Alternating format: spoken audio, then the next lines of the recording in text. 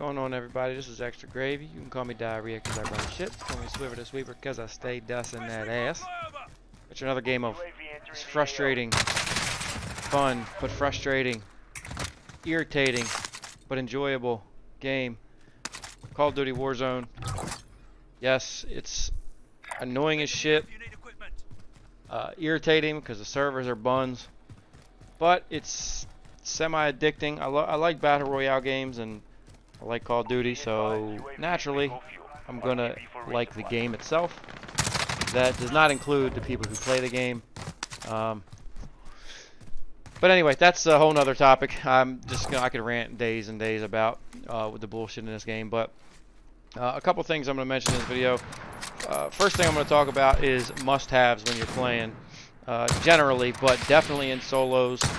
Two must-have perks and two things to abuse when you're playing solos.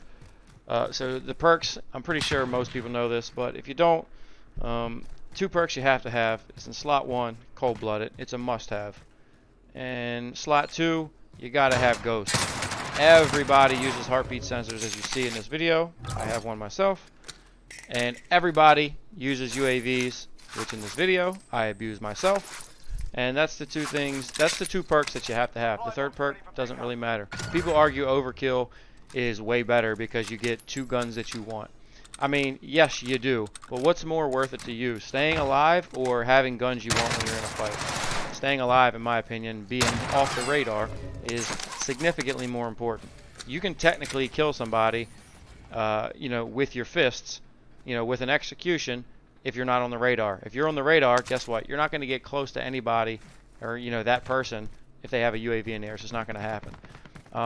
Another reasoning for me is like this MP5. It's not my perfect loadout, but it's definitely suitable. I can use it, no problem. I feel like any game that you play, you're going to have at least one gun you can use as a secondary weapon. Like in pretty much every scenario. Unless you're sniping and you want your perfect AR and you want a perfect sniper. I mean, the snipers that drop, like the Car 98, in my opinion, is definitely suitable, which I picked one up in this game, and it definitely works for me. And once you kill somebody, guess what? They drop guns, and if they've gotten their loot package, then you're probably going to take something that they've made, which, usually people aren't too stupid. I have seen some dumb setups, but either way, you're going to probably have at least one gun that you can use, as a secondary weapon, and then pick one from your loadout. So I just think overkill is a complete waste. In the first slot, you can use EOD, I guess, from the rockets and claymores and things, but claymores really don't do that much damage. Rockets are annoying, but, once you get past early game, I feel like less and less people use rockets. That's not always the case, but I feel like the radar, or keeping you off the heartbeat sensor, is going to be more valuable.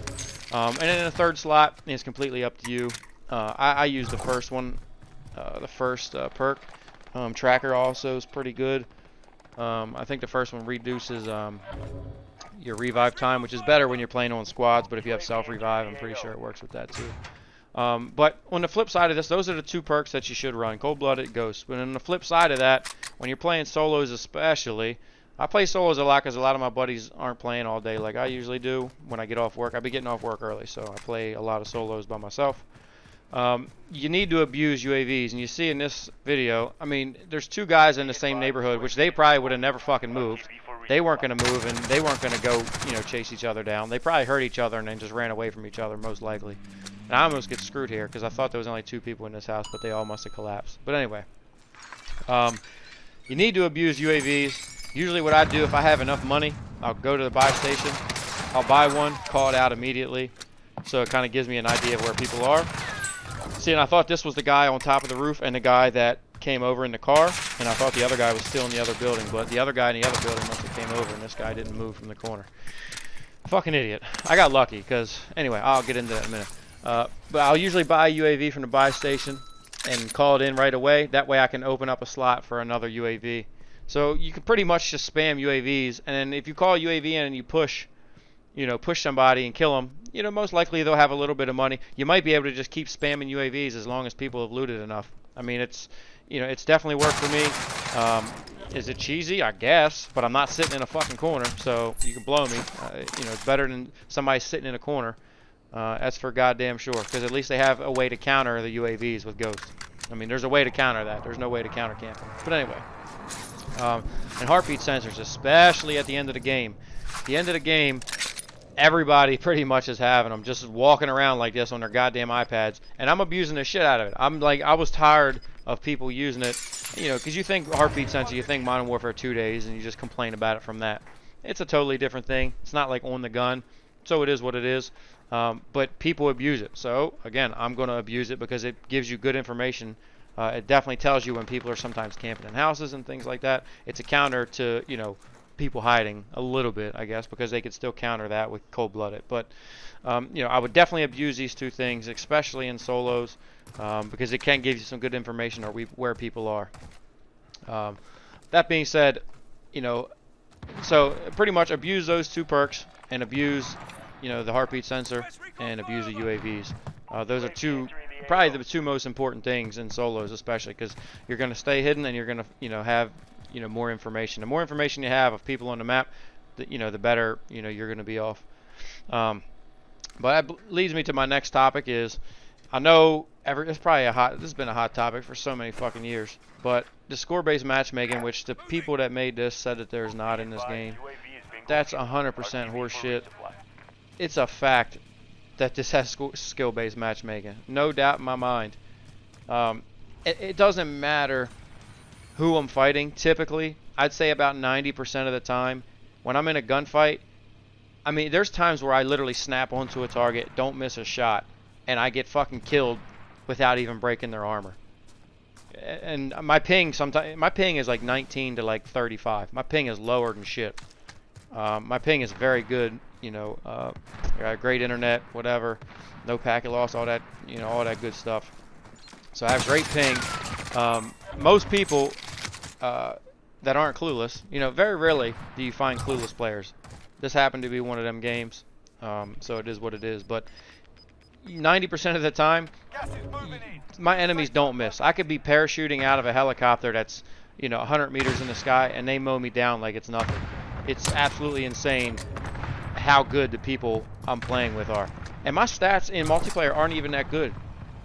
Because I just ran around and just dealt with the fucking camping. My stats are terrible. My stats are okay in Warzone, but for the enemies that I'm fighting, it's absolutely absurd how accurate they are. If you get caught out in the open, you are fucking dead. And that's all you need to say about that, is because 9 times out of 10, like playing with the buddies that I play with, I know for a fact they ain't doing what the fucking enemies that I'm playing against are. No offense to my buddies, but they are clueless. They're fucking brutal. I mean, my buddy didn't even think to drop overkill as a perk. Then he can get his loadout and then pick up guns that he just dropped. He's like, oh, I didn't know you could do that. Like, that's how dumb, that's how stupid we're talking about these friends of mine are. There's no way these people are doing what my enemies are doing. It's obvious. You don't even have to have proof. It's just so obvious that score-based matchmaking is in the game. Now, you know, everybody talks about skill-based matchmaking. Everybody talks about it, but no one really knows, like, the algorithm that creates, I guess, the lobbies. You know, does it go by, you know, kill death? Does it go by average skills a game? Does it go by your score per game, your score per minute? You know, does it go by how many wins you have? I mean, nobody really knows the algorithm and how they create, you know, create the lobbies. They might not even use stats from Warzone. They might use stats from only multiplayer. I have no idea. You know, do they use like the level that you are? I don't think that's the case, because, you know, everybody in my lobbies, you know, they're kind of varied, but I mean, that's probably part of it. You know, you're not going to be level 155 and then be playing against level 1s and shit. That was really never the case. But even more so now, mostly everybody is high level. You know, now that I think I'm like level 150 or something as of the other day. But, you know, we don't know what like algorithm they use to create the lobbies. So, you know, until that's like information that they give us, which they're obviously not going to, you know, we're never really going to understand how it works, because again, I don't know. There was apparently something that somebody had said that they take all your stats into consideration, like accuracy how much you move, things like that. Like I don't know how in God's name they calculate that, but if that's the case, I mean, that's fucking absurd. You know, to be going through that much effort just to, you know, give everybody a participation trophy so they don't have to play against, you know, better players. Like I essentially got better at Call of Duty because I was tired of getting shit on. I mean, end of the day, that's what happened. Now, you know, I got better and got better. Now it's like I don't even know if I'm getting better because I'm playing against fucking sweaties the entire time. You know, especially when I'm playing with my buddies that are, you know, clueless. How am I supposed to do well when I'm playing a full team of people my skill level when I'm playing with, you know, my buddies who are essentially bots? No offense, Murray. It's just not going to happen. You know, my buddies are clueless. So, you know, it's pretty much me playing solos, you know, in a squads game. But it just ruins the game. You know, you can't run around with a deagle in Warzone if you wanted to, you know, just to have fun. You can't run around with silly like shotguns, silly setups. You know, all that stuff's not going to work when you're playing Warzone because, you know, you got people who are literally just, you know, I hate to say the word try hard because pretty much when everybody plays, you're trying hard to win.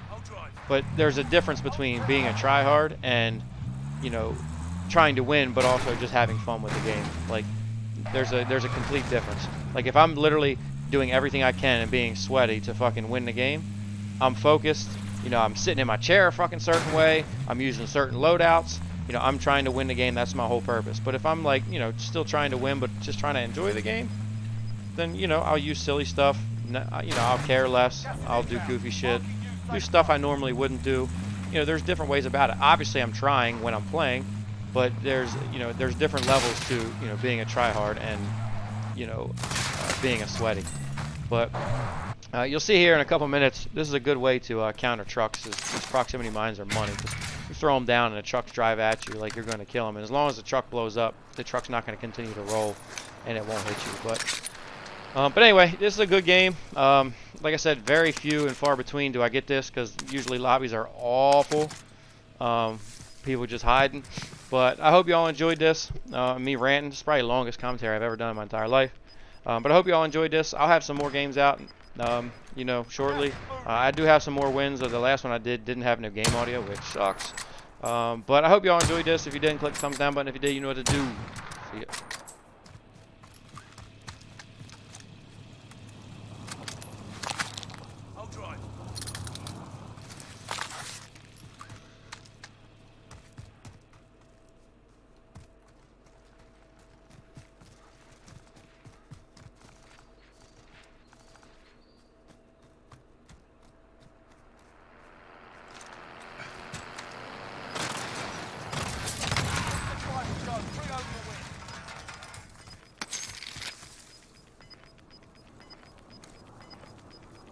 Gas is moving in. New safe zone located.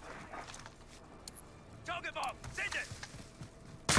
Loader 2-0, good copy. Let's strike away.